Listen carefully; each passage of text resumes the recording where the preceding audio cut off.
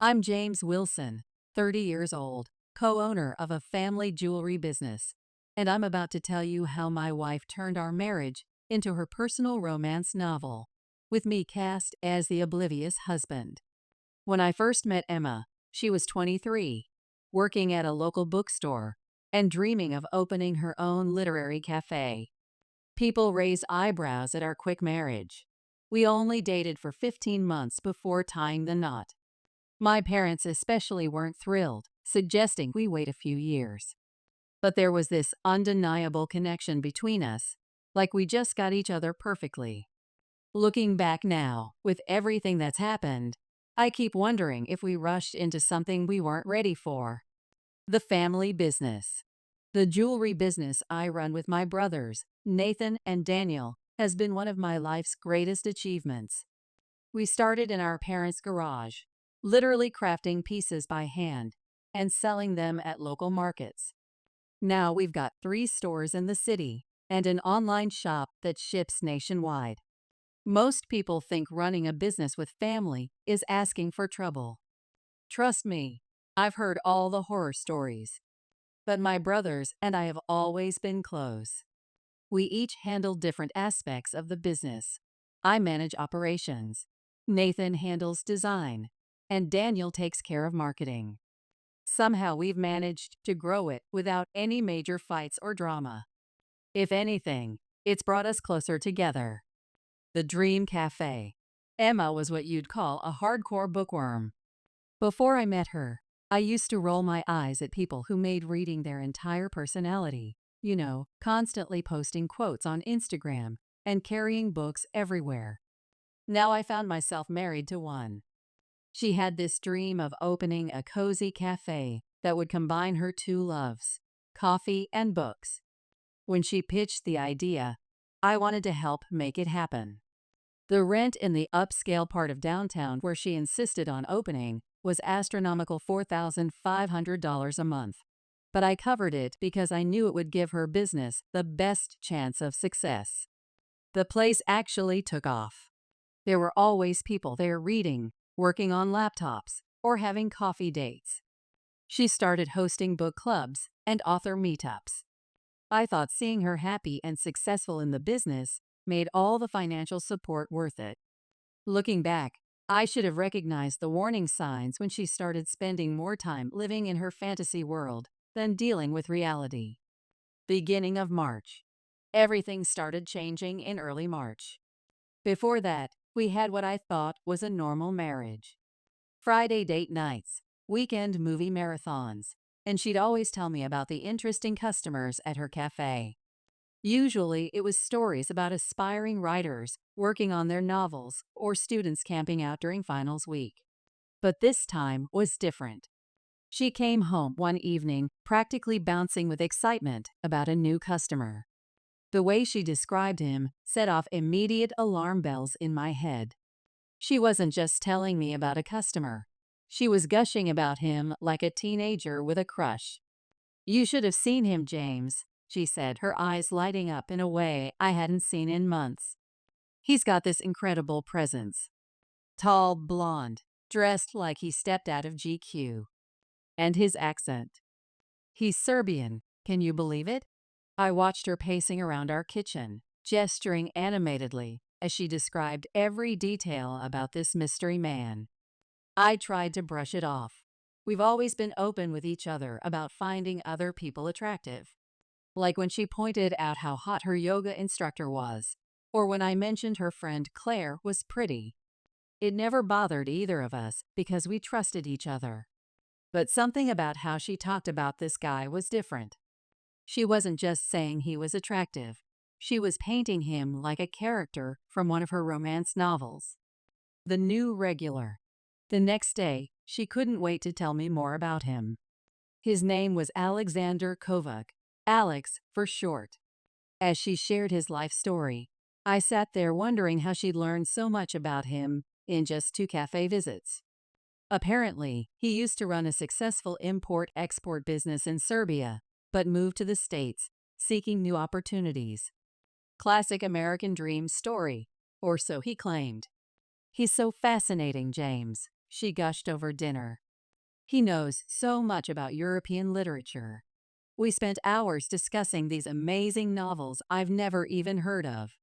And he's having such a hard time adjusting to American life. I feel like I should help him, you know? The way she described their conversation, it seemed like they'd talked for hours. Emma's always been friendly with customers, but this felt different. I could see that familiar, dreamy look in her eyes, the same one she gets when she's deep into one of her romance novels. You know, the ones with the shirtless guys on the covers that she keeps insisting are actually really well written. There was this one book she made me read once about a mysterious French art thief who falls in love with a museum curator. The way she talked about Alex reminded me exactly of how she described that character. More details emerge. The more she talked about Alex, the more I learned. Despite supposedly struggling to find work, he always wore designer clothes and carried the latest iPhone. She went on about his sophisticated taste in literature, his knowledge of fine wines, and how he had this mysterious European charm.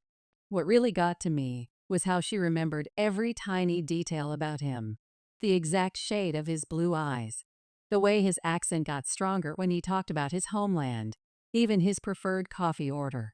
Double espresso, no sugar. He's just so different from everyone else here, she'd say, that dreamy look back in her eyes.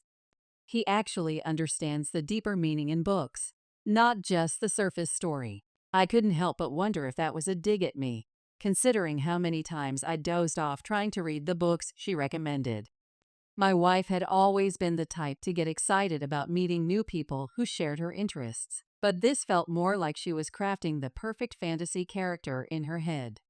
I recognized the pattern. She was doing exactly what she did with her favorite book characters, building them up into these perfect, idealized versions that no real person could ever live up to. The first warning. After a few weeks, the Alex updates started tapering off. She wasn't coming home every day with news stories about him, which honestly felt like a relief. But I knew he was still coming to the cafe regularly. She'd mention him casually, trying to sound nonchalant, but failing miserably. One day, I decided to surprise her with lunch. Partly to be nice, partly because I needed to see this guy for myself. When I walked into the cafe, there he was, exactly as she'd described him. Tall, blonde, impeccably dressed in what looked like a tailored suit, reading a leather-bound book in the corner. The pretentiousness of the whole scene would have been funny if it wasn't so infuriating. He looked like he'd walked straight out of one of Emma's romance novels, and I had a sinking feeling that was exactly what he was going for. Things really started unraveling one night when she came home late, around 8:30. She had this weird, dreamy smile on her face, the kind teenagers get after their first kiss. When I asked what was up, she dropped a bomb that made my stomach turn. "Alex walked me home," she said, trying to sound casual but practically glowing. "We got caught up talking about this amazing Russian novel he recommended, and before I knew it, it was dark out. He was such a gentleman about it, insisted he couldn't let me walk alone. Then came the part that really got me. He actually asked me out," she said with this strange mix of pride and feigned innocence. "When I told him I was married, he apologized, but he held my hand and said goodnight. It was so romantic, like something straight out of a book. I sat there, gripping my coffee mug so hard I thought it might break. Romantic? I managed to keep my voice steady. You think another man asking out my wife is romantic?" She actually rolled her eyes at me. "Oh, James, you're being dramatic. It's just flattering, that's all." Nothing happened. Growing concerns. What really bothered me wasn't just that they'd spent the evening together, or even that he'd asked her out. It was how she seemed to revel in his attention, like she was the heroine in one of her romance novels experiencing some grand forbidden love story. She didn't shut him down completely or tell him the walks home needed to stop. Instead, She was treating this whole situation like an exciting subplot in her life. I wanted to tell her to find him another cafe to hang out at, but I didn't want to come across as the jealous, controlling husband. Besides, I kept telling myself I was overreacting. After all, she did tell him she was married. She could have hidden that if she wanted to. But there was this nagging feeling in my gut that wouldn't go away. Probably because my college girlfriend's innocent friendship with her study partner had turned into a full-blown affair that I discovered only when I walked in on them in our dorm room. Inner conflict. I spent the next few days trying to convince myself it was all in my head. Emma loved me. We had a good marriage. She was just being friendly with a customer who shared her interests. But every night when she came home, I found myself wondering if he'd walked her home again, if they'd spent hours discussing books I'd never read, sharing inside jokes I wouldn't understand. The worst part was, I couldn't even talk to my brothers about it. Nathan would probably tell me I was being paranoid, while Daniel would want to go have a chat with Alex that would end with someone getting arrested. So I kept quiet and watched, waiting to see what would happen next. About a week after the walking home incident, Emma walks in with this enormous bouquet of roses. Not just any roses. These were from Bellamy's, that expensive florist downtown, where a single stem costs more than most people's lunch. She was humming to herself while arranging them in our wedding vase, the Waterford crystal one her parents had given us, when she casually mentioned they were from Alex. He got a new job at this luxury car dealership, she explained, still fussing with the flowers. He bought these for his coworker's birthday, but they gave him too many. He said I deserved them because I work so hard at the cafe. Isn't that thoughtful? I stared at the roses, at least 24 of them, perfectly arranged, probably worth several $100s. And you believe that story? About extra flowers from a coworker's birthday. She gave me this look, like I was being completely unreasonable. Why wouldn't I believe it? Alex is just a kind person. Not everyone has ulterior motives, James. I couldn't believe how she was playing dumb about the whole situation. Like she was this innocent girl who had no idea why a man would give her expensive flowers. The same man who'd already asked her out and held her hand, mind you. When I pointed out that most men don't buy luxury roses for married women as some friendly gesture, she got defensive. You're being ridiculous, she snapped. They're just flowers. It's not like he bought me jewelry or something. The irony of that statement, coming from the wife of a jeweler, would have been funny if it wasn't so infuriating. Meanwhile, I was remembering how last month she'd gotten upset because I'd liked an old Instagram photo of a female client from 2 years ago. The long game. I'd seen this pattern before, and I knew exactly what Alex was doing. He'd figured out that the direct approach, asking her out, hadn't worked, so now he was playing the long game. He'd wear her down with these innocent gifts and attention, positioning himself as this sophisticated, mysterious European who truly understood her literary soul. Based on how Emma was acting, his strategy was working perfectly. The whole thing reminded me of how my cousin's marriage fell apart last year. His wife had this friendly personal trainer who kept giving her protein shakes and workout gear as professional courtesies. 6 months later, she was living with him. I could see the same pattern starting here, but Emma was too caught up in her romance novel fantasy to notice. Or maybe she just didn't want to notice. The breaking point. My suspicions proved right, just 2 days after the flower incident. Emma was supposed to be home by 6:30, like usual. But 7:30 came and went with no sign of her.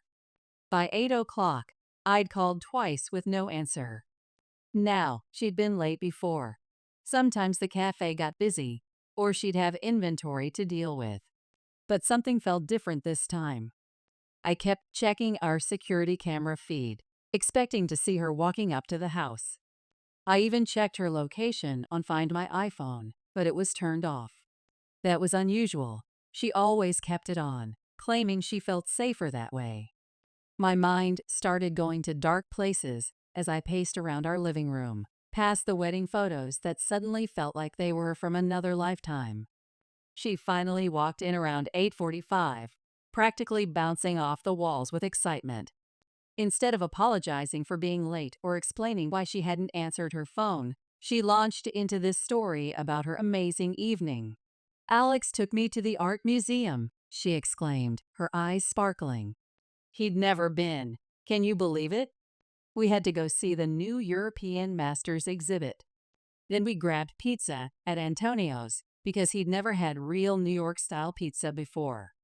James, you should have heard his thoughts on the Rembrandt collection. He has such a deep understanding of art history." The way she described every detail of their little adventure, it was like listening to someone describe a first date. My wife, who usually claimed she was too tired to go out to dinner with me after work, suddenly had energy for a 3-hour museum tour with her Serbian admirer. What really got me was how she didn't seem to think any of this was wrong. She was telling me, her husband, about her romantic evening with another man, like she was telling her best friend about a crush. The confrontation. I thought about all the times she'd said she was too tired to go out to dinner with me after work, or how she always complained that the museum was too crowded. But apparently, she had plenty of energy for museum trips and pizza dates with Alex. After letting her finish her story, I couldn't hold back anymore. I looked her straight in the eyes and asked, "Are you attracted to Alex?" The way her face changed when I asked that question told me everything I needed to know, even before she started stumbling over her words. Her reaction was so over the top. It was almost theatrical. She got all defensive, doing that thing where she puts her hand on her chest, like I'd just accused her of murder. "How could you even ask that?" she gasped. "I'm just being a good person, James. Alex is new here. He's trying to understand American culture. I'm just helping him adjust, like someone helped my grandparents when they first came to America. Why do you have to make everything so dirty?"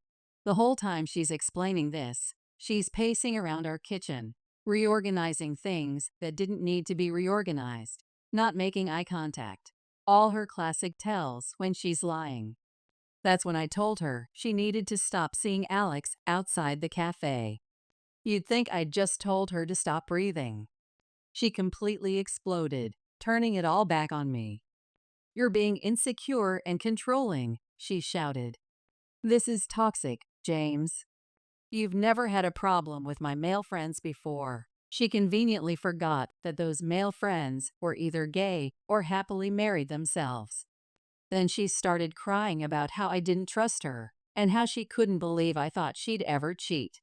The whole time, I'm thinking about how she'd hidden those WhatsApp notifications from Alex when they popped up on her phone, or how she'd started putting her phone face down whenever she was around me. The double standard. I managed to keep my cool, which wasn't easy considering I wanted to put my fist through our kitchen wall. I tried to make her see my side of things. "Okay, Emma," I said, keeping my voice steady. "Let's flip this around. How would you feel if some gorgeous Serbian woman started coming to my jewelry store every day? What if I started taking her on private tours of the city? What if I bought her gifts and let her hold my hand? What if I started coming home late because I was showing her around town?" She just rolled her eyes and said that was different, but wouldn't explain how. Then she brought up this guy friend from her college days who'd had a crush on her, like somehow that was the same thing. By this point, I'd already seen enough red flags to start a parade. But watching her try to justify everything just confirmed what I'd been suspecting. "You're being completely unreasonable," she insisted. "If it was reversed, I'd understand. I trust you, James." "Why can't you trust me?" I almost laughed out loud at that. This was the same woman who made me unfollow my ex from 10 years ago on Instagram and got upset when my female cousin hugged me too long at Christmas. But apparently, I was supposed to be totally cool with her playing tour guide for some guy who was clearly trying to get with her. The aftermath. I ended up sleeping on the couch that night, which honestly wasn't surprising. What was surprising was how quiet things got after that fight. She stopped mentioning Alex completely. No more stories about what he was reading. Nothing. She was coming home on time every night, and everything seemed to be getting back to normal. I started to think maybe I had overreacted, that maybe she'd actually listen to me and set some boundaries. Nathan even noticed I seemed less stressed at work. "You're not checking your phone every 5 minutes anymore," he commented while we were updating our inventory system. I was finally starting to feel like I could breathe again. The discovery. Then came that random Tuesday afternoon when I decided to surprise her at the cafe. I just closed a big sale at the jewelry store, a custom engagement ring that would cover our expenses for the month, and thought maybe we could grab a late lunch together. But when I walked in, her employees were running the place, and Emma was nowhere to be seen. Now, my wife practically lived at that cafe. She'd always insisted that a good owner needs to be present, running everything herself.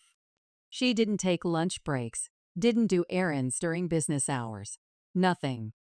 I asked one of her employees where she was, but they just gave me this vague answer about her stepping out for a bit. Something in my gut told me to wait and watch instead of making a scene. So I went back to my car across the street and sat there, telling myself I was being paranoid again. That's when I saw them. Emma and Alex walking up the street together, arms linked like they were on a date. She was laughing at something he said, leaning into him like she used to lean into me. They looked like a couple, not a cafe owner and her customer, not just friends, but a real couple. I sat there gripping my steering wheel so hard, my knuckles turned white, watching my wife act like a completely different person with this guy she'd promised to stop seeing. The tastefully wrapped gift bag he was carrying, probably from one of those expensive boutiques downtown, made my blood boil even more. The realization. Right then, I knew our marriage was probably over. But I also knew I needed proof before I did anything about it. When I saw them together, it took everything in me not to lose it right there. My first instinct was to jump out of the car and confront them both. Maybe show Alex what happens when you mess with another man's wife. I've never been a violent person. The most aggressive thing I've ever done was yell at a ref during my nephew's basketball game. But seeing them together like that, so comfortable, so intimate, I had to grip my seat to stay put. I kept thinking about our jewelry business and how assault charges would affect everything my brothers and I had built. So I just sat there, watching them disappear into the cafe like nothing was wrong, like my whole world wasn't falling apart. The investigation begins. Yesterday felt like the longest day of my life. I must have typed out 50 different angry texts to Emma, but deleted them all. I wanted to call my brothers, but I knew Nathan would either tell me I was overreacting, or Daniel would show up at Alex's workplace, ready for a fight. I even thought about calling her parents. They'd always been good to me, treated me like their own son. Her dad had even helped us set up the cafe, investing a significant amount of his retirement savings into her dream. But I decided to keep quiet and watch how things played out. Information is power, right? And right now, I had information she didn't know I had. When she got home that evening, I played it cool, asked her about her day like nothing was wrong.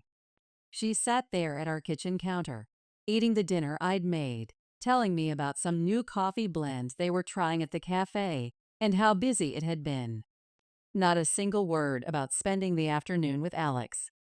This is the same woman who used to tell me every tiny detail of her day, down to what her regular customers had for breakfast. Now she was lying straight to my face while eating the lasagna I'd spent 2 hours making. The late night investigation. I realized I needed to be smart about this. If I confronted her now, she'd just deny everything, delete any evidence, and be more careful about hiding whatever was going on. After weeks of lies and sketchy behavior, I felt like I didn't have a choice anymore. It was either check her phone or drive myself crazy, imagining what might be happening. I waited until she was asleep. She always takes these strong sleeping pills that knock her out completely because of her insomnia. She'd been acting weird all day, constantly checking her phone and smiling at it, which only made me more suspicious. Around midnight, while she was passed out, I grabbed her phone from the nightstand. I found their WhatsApp chat immediately. She hadn't even tried to hide it under a fake name or delete the messages. They were talking constantly, all day, every day. Being tech savvy from running our online jewelry store, I knew how to export their entire chat history and send it to myself. Then I went through her photos. There were dozens of pictures of them together, at restaurants, parks, museums, places she told me she was too busy to go to with me. In one photo, they were at La Maison, that fancy French restaurant where I tried to take her for our anniversary, but she said it was too expensive. The truth revealed. The whole time I'm doing this, I kept looking over at her, sleeping peacefully in our bed, probably dreaming about her perfect little romance with Alex. Here I was, going through her phone like some detective, while she had no idea her fantasy world was about to collapse. After getting all the evidence on my phone, I went downstairs to our home office to read through everything. The messages started innocent enough, discussing books, coffee, his adjustment to America. But then I found conversations that made me physically sick. They were talking about some romance novel Emma had recommended to him, probably one of those books she was always trying to get me to read. Their chat quickly turned into something else entirely. They were comparing themselves to the characters in the book, some story about a forbidden romance. Then Alex started making suggestive comments about certain scenes, and Emma, my wife, who I'd been with for 5 years, who I helped build a business for, who I thought I knew better than anyone. She was openly bragging about their encounters. They weren't even trying to be subtle about it.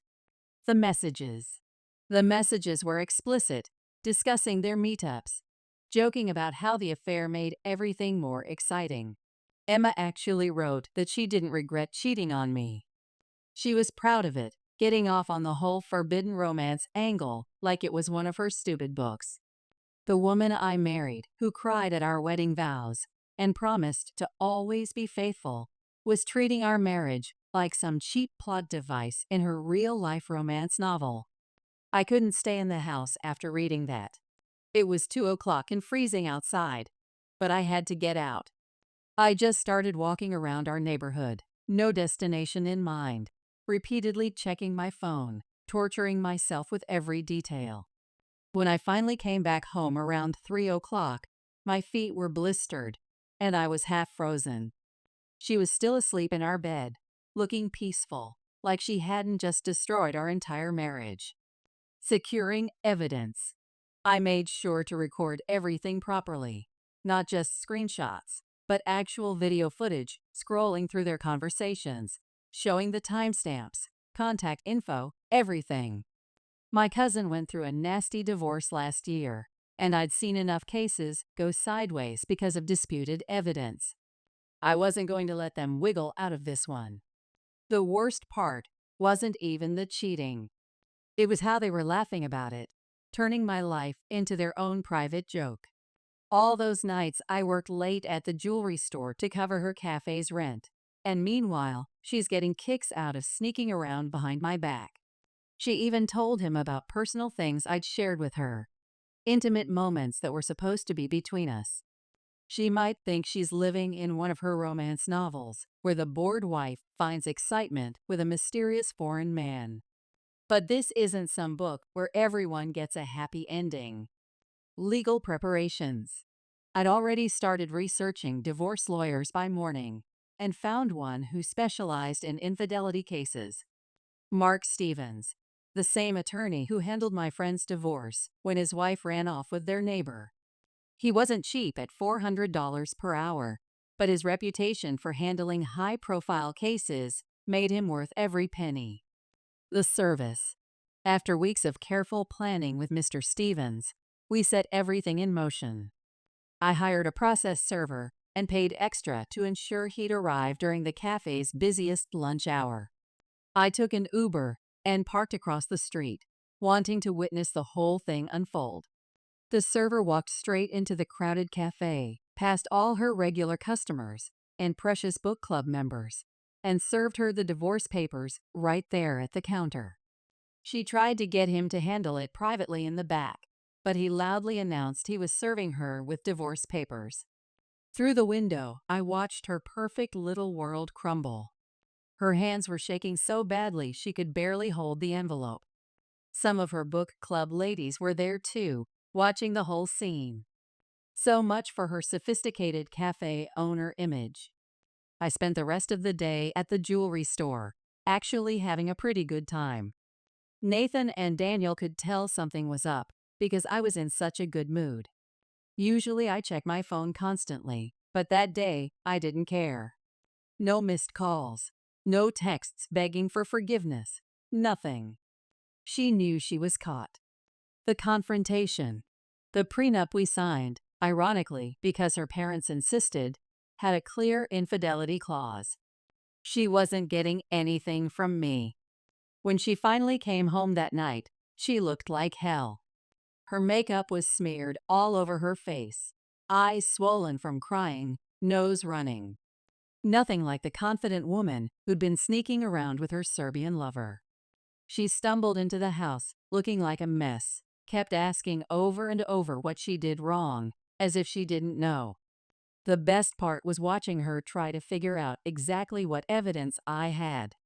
She kept throwing out different possibilities, testing my reactions. Is this about Alex? Did someone say something? Is this about me being late some nights? She was desperately trying to figure out if she could still lie her way out of it. The final confrontation. I sat there watching her scramble, knowing I had those messages safely backed up in 3 different places. Finally, I decided to throw her a bone. I told her I'd seen her and Alex walking arm in arm that day when she was supposed to be working. You should have seen how fast her attitude changed. Suddenly, she went from crying mess to defensive mode. "You're overreacting," she shouted, throwing away our marriage over one innocent walk. In the same breath, she switched to begging me to reconsider. She even brought up couples counseling, as if therapy could fix what she'd done. The whole time she's switching between insulting me and pleading with me, I'd had enough of her performance. The ending. So I told her to get out of my house. Not our house. My house. I bought it before we got married. Another thing she seemed to forget. She tried to argue, but I just pointed at the door. Once she was gone, I called my lawyer. I'd already moved most of our joint accounts into separate ones, documenting everything with the bank. Being in business taught me how to handle money properly, and it was paying off now. Mr. Stevens wasn't just presenting evidence in court, he was telling a story. He showed the judge photos of them together after I'd specifically asked her to stop seeing him. Then he went through their WhatsApp messages, where they literally admitted to the affair. The judge's face when he read their conversations about how exciting it was to sneak around. Priceless. The settlement. My lawyer went through our joint account history with forensic precision. He found restaurant charges at places I'd never been to, matching them perfectly with texts where Alex thanked her for dinner. There were movie tickets, museum entries, even a weekend trip they tried to hide as a business conference, all paid for with our joint account money. The clincher was when he found charges from Victoria's Secret on days she texted Alex about having a special surprise. That was the moment her lawyer's face just dropped. In the end, I kept everything, thanks to the prenup. The only things I let go were the cafe and the Audi I'd bought her, since we didn't have any contracts proving my ownership. Epilogue. The cafe's rent came due on May 1st, $4,500 for that prime downtown location she just had to have. My phone started blowing up midday. It was Emma crying about how she couldn't make rent. Turns out running a cafe isn't so easy when you actually have to pay the bills yourself, instead of spending all the money on your boyfriend. She kept saying things like, "Please, I built this place from nothing," conveniently forgetting whose money built it. When she sold the Audi to cover expenses, she called me from a different number, screaming about how evil I was. I just laughed and reminded her how she thought it was fun and exciting to cheat on me in the cafe I paid for. I drive past the cafe sometimes, without my money covering the rent, without my bookkeeper managing her finances, and without her fancy car to keep up appearances. The place is usually empty. Those book club ladies who used to fawn over her sophisticated taste have mostly stopped coming around. Turns out, publicly getting served divorce papers for cheating isn't good for business.